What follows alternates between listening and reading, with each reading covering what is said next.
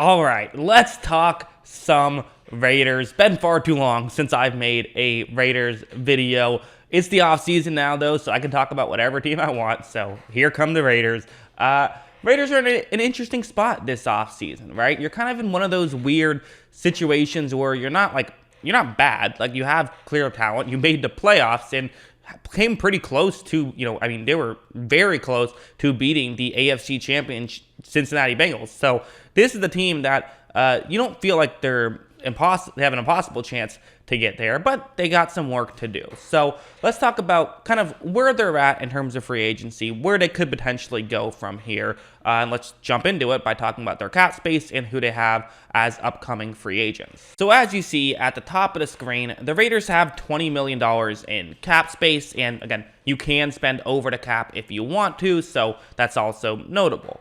The main guy, the only person I put a number next to for what I'm projecting they will get in free agency is Casey Hayward, who had a really good season. They kind of took a bit of a flyer on Casey Hayward, and it really worked out. He was really good for them. So now the issue is now you have to either pay him or let him walk and hope you can find somebody else. So that's where things get a little bit interesting. Do you keep him? Do you let him walk? But if you do let him walk, you have to replace him with somebody else. So either way, you're going to be spending some money. Now, I didn't put a number next to anybody else, largely because I just don't exactly, there's so many of these guys where it's like, okay, none of these extra players seem like you absolutely need them, right? There's some guys you would want and you're going to have to replace if you don't re-sign them. Like I think about Marcus Mariota. Okay, are they going to spend a decent amount of money for Mariota again? I don't know. Maybe a quarterback needy team does kind of the thing where maybe they sign like Mariota and Jameis Winston and says hopefully one of you works out.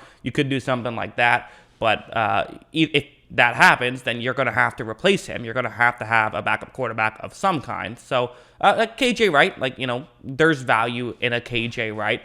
So like guys like Jonathan Hankins, Quentin Jefferson, what do you do there? Jalen Richard has been a nice role player for the Raiders for a bit. Do you just let him walk?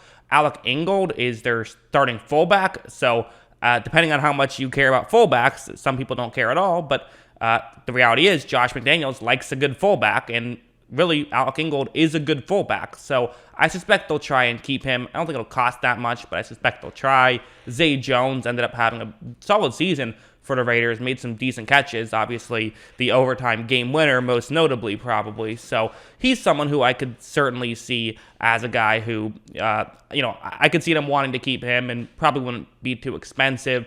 And then, Richie Incognito, Brandon Parker, Nicholas Morrow. How many of those guys do you want? Richie Incognito, I can't believe is still playing, but he might be a cheap option and kind of a flyer you could take. Although, again, it's going to be tough for him to stay healthy. Brandon Parker was ended up being a starting tackle for them. They drafted Leatherwood, but that hasn't worked out too well. So with this Brandon Parker thing, what do you do there? Do you keep Brandon Parker? Do you let him go? You might just keep him just to keep a body in the building. And then again, Nicholas Morrow didn't play a snap for them last year. How important is he? So those are guys who are interesting. I think the biggest one you want to keep is Casey Hayward, or at least replace with a Casey Hayward caliber player. And then for all these other guys, they're unique, but you don't need to keep any specific one of these guys. Now let's go on to some players that they could get rid of to clear up cap space if they want. And so players they could cut. Yes, Derek Carr is on the list. I want to be very clear. I do not think they should get rid of Derek Carr. They certainly shouldn't cut Derek Carr. That would be an insane move. But it's not just if you cut these guys. It's also if you trade them, this is how much it would save in cap space. There has been talk of a Derek Carr trade. Derek Carr, I think, wants an extension, which is fair. I mean, Derek Carr is really good. Derek Carr is worth more than just, what he's been getting. So for this, trading him would clear up $20 million. That does clear up some cap space. Personally, I would rather just keep Derek Carr. And if he wants a bigger extension, I think I heard he wants $35 million. And I'd probably just give him the $35 million. That's probably what I do. You also have Denzel Good and Denzel Perriman. Again, guys you could decide to get rid of if you choose. Do you want to? That's your choice. But they're guys you could get rid of. So really, Derek Carr is the intriguing factor there. And I think that they will end up keeping Derek Carr. I don't think they'll get rid of him. I know that there's Stafford parallels, but remember, Stafford demanded a trade and kind of, really clearly wanted to go to LA. Not quite the exact same thing. And the Raiders did just make the playoffs, whereas the Lions were awful. So over here now, this is where the Raiders ranked in terms of PFF grade at each position. So the passing game was 12th best. The offensive line, that's a clear area you need improving on. 28th in football. Got to improve on that. Solid receiving core. Receiving core actually really overperformed my expectations. I thought that, Renfrow really emerged as a great option. We all know what Darren Waller can do. So they have some good players in the receiving core. I don't know if that's a pressing need, but I also would say, listen, if you can go out and get Davante Adams, you get Davante Adams, right? Like if that's an option on the table, I think this offense could be awesome if you add a true number one receiver to this, and now you have like Hunter Renfrow as a number 2, that would be great, and kind of just, it makes things easier for everybody. The running game was fine. The run defense, not so much. Maybe an area you can improve upon there, although the pass rush was pretty good. So maybe you kind of need the interior defensive lineman or perhaps linebacking help, whatever you feel like you need there. And then the coverage was solid. Coverage was basically the best the coverage has been.